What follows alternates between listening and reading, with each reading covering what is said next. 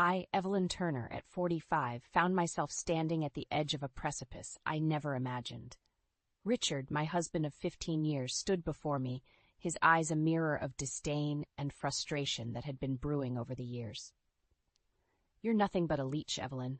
If you're so unhappy, why don't you just leave?" His words, laced with venom, cut through the tense silence of our living room. I looked at him. This man I had shared over a decade of my life with, and felt a strange sense of detachment. The beer can he flung at me, still dripping down my face, was a cold testament to how far we had fallen. The sticky liquid on my skin was nothing compared to the sting of his words. "Fine, I will," I retorted, the weight of my decision settling in my heart. I wasn't going to be a punching bag for his frustrations any longer. I thought back to the early days, the love that had once seemed unbreakable.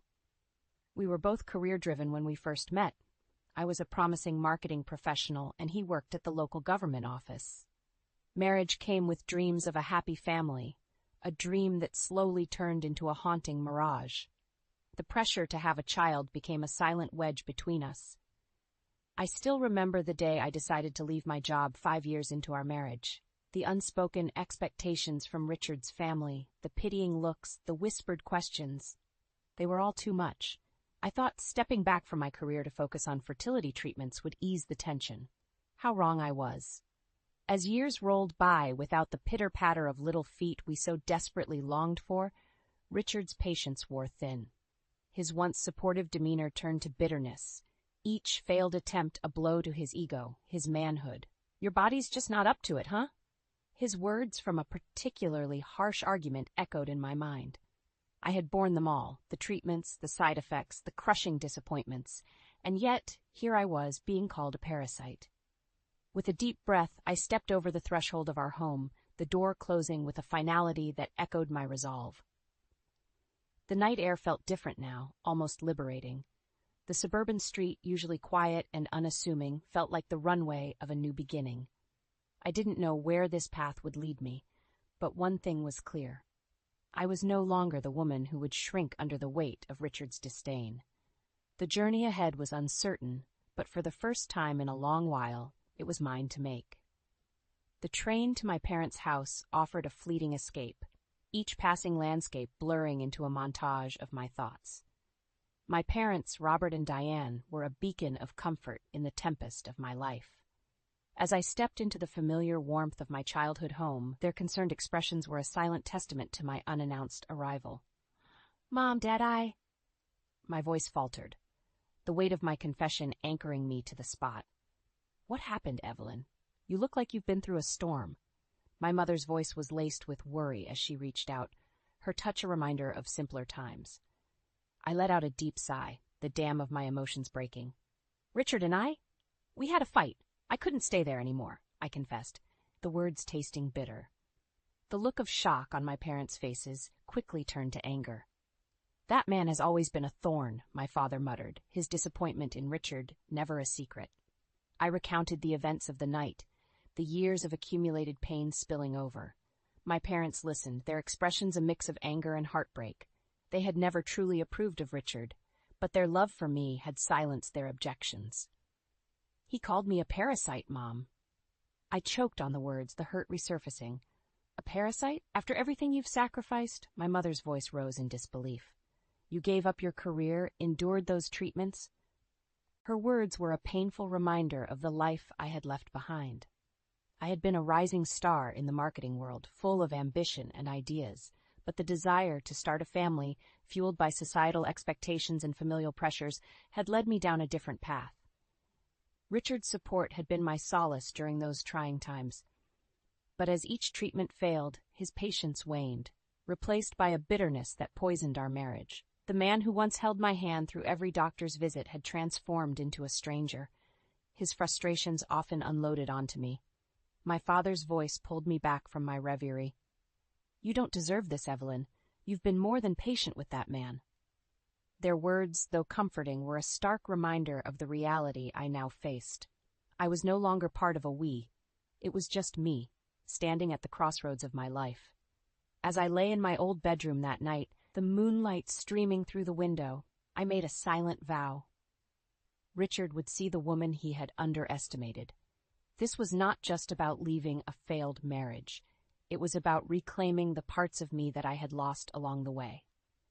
The dawn of the next day was more than just a new morning. It marked the beginning of my journey towards self-reclamation and retribution. The days following my return to my parents' home were a blend of healing and introspection.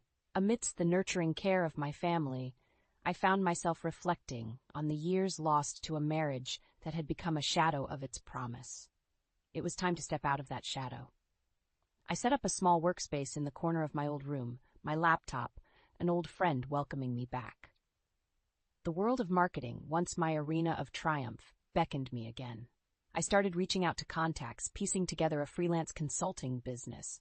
It felt like awakening from a long slumber. "Remember, Evelyn, you were always meant for more than what that man allowed you to be," my father said one morning, his words a bolstering force. I found solace in the rhythm of work, the challenges a welcome distraction. My expertise, once set aside to fulfill the role of a hopeful mother and neglected wife, now became my weapon of independence. Then, one evening, as I sat immersed in a project, my phone buzzed. It was Richard.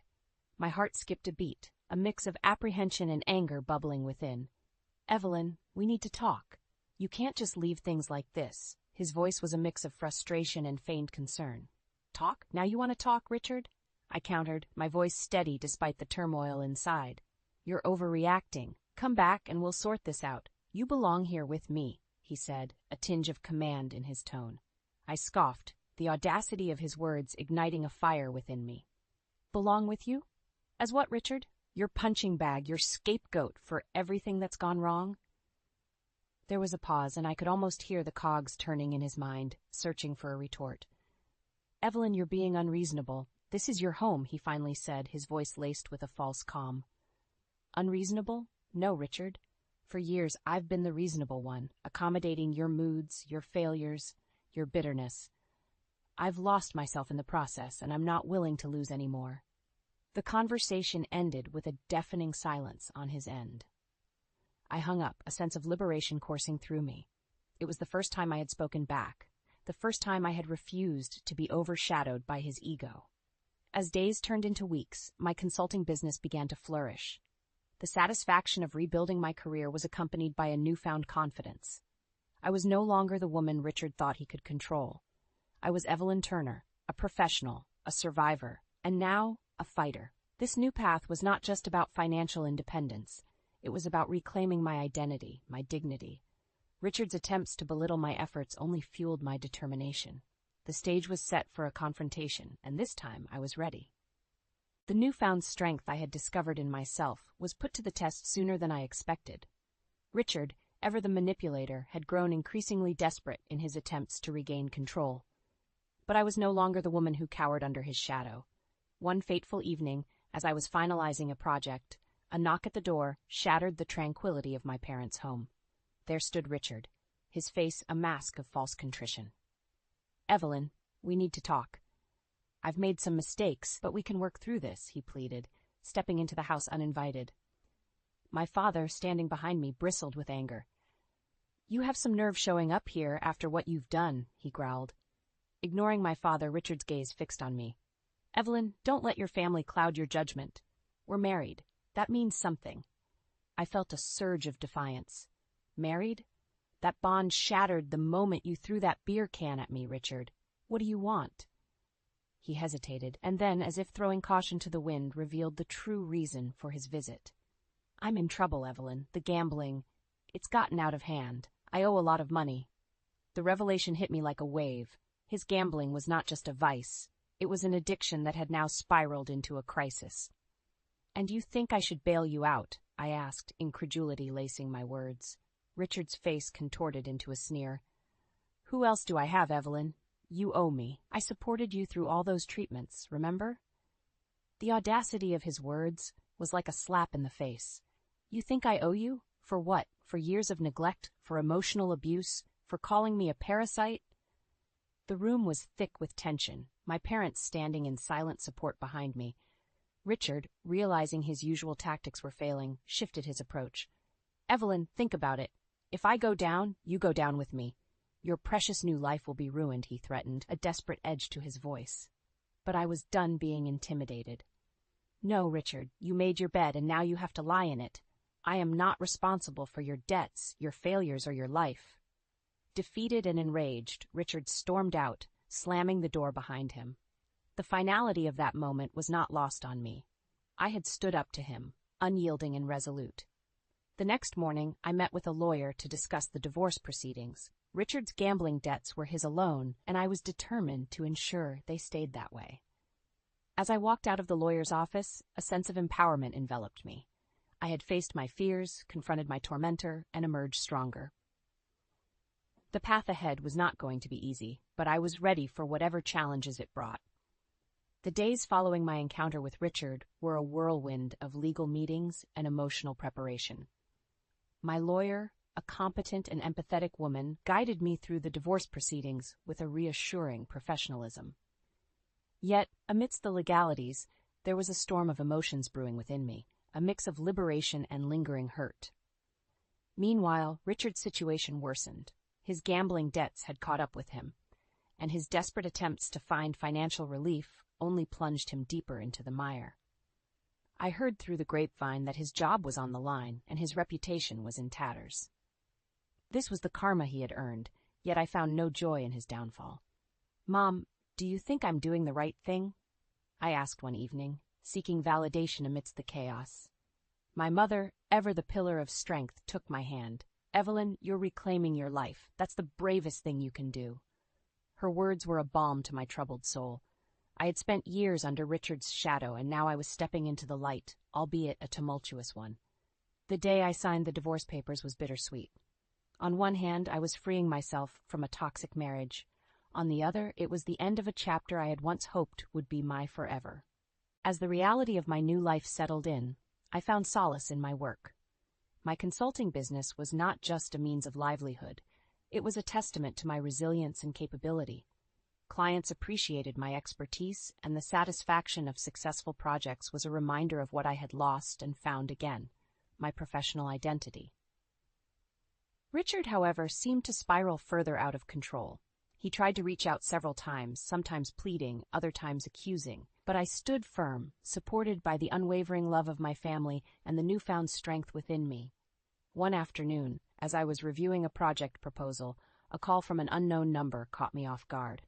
Hesitantly, I answered, "Evelyn, you need to help me. They're going to take everything." Richard's voice, panicked and broken, echoed through the phone. "Richard, I can't help you. You've made your choices," I replied, my voice steady despite the turmoil his words stirred. "You don't understand, Evelyn. I'm ruined. I've lost my job, my reputation. You can't just abandon me like this," he pleaded. "Abandon you? Richard, you abandoned me long ago, in every way that mattered. I'm sorry, but you have to face the consequences of your actions." Hanging up the phone, I felt a sense of finality wash over me. Richard's fate was no longer my burden to bear. My journey ahead was mine alone, paved with the lessons of the past and the promise of a future I would shape on my own terms. The final chapter of my marriage to Richard closed with a mix of relief and introspection. My newfound independence was both exhilarating and daunting. I had weathered the storm of a crumbling marriage, and now, standing amidst the ruins, I was ready to rebuild.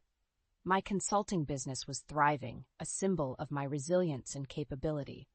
The freedom to make my own decisions, to steer my life on my own terms, was a heady feeling. Yet, amid this newfound success, Richard's shadow occasionally loomed. News of his complete downfall trickled down to me through mutual acquaintances. He had lost his job due to his gambling scandal, his reputation irreparably tarnished. The once respected public servant was now a pariah, shunned by those he had once considered allies. One evening, as I was preparing for a client meeting, my phone buzzed with an incoming call from Richard. With a deep breath, I answered, ready for whatever accusations or pleas he had this time. "Evelyn, please, I'm begging you. I have nothing left. Can't you see it in your heart to help me?" Richard's voice was a mix of desperation and self-pity. "Richard, I helped you for years. I supported you, even when you gave me nothing but pain in return. I can't be your savior anymore," I replied, my voice firm. "You're enjoying this, aren't you? Seeing me suffer. You've always been so cold, so heartless, he accused, his words laced with bitterness. I felt a twinge of anger at his accusation. Heartless? After everything I endured with you? No, Richard, I'm not heartless. I'm just no longer willing to be a victim to your choices. There was silence on the other end, and then a soft, defeated sigh. I never thought it would come to this, he murmured, more to himself than to me. The call ended, leaving me with a mix of emotions. Pity, relief, and a sense of finality. Richard's downfall was of his own making, his karma for the years of neglect and emotional abuse. As I moved forward with my life, I focused on my work and my family, the pillars of my strength. I even began planning a community project, a way to give back and connect with others. My past with Richard was a chapter closed, a lesson learned. The journey was not without its scars, but it was also filled with growth and self-discovery. I had emerged from the shadows of betrayal, stronger and more determined. My story was one of empowerment, of a woman who reclaimed her life from the clutches of a toxic marriage, and in doing so, found her true self. And so, as I sat at my desk looking out at the world that was once a daunting expanse, I realized it was now a canvas of possibilities. I had survived the storm, and now it was my time to thrive.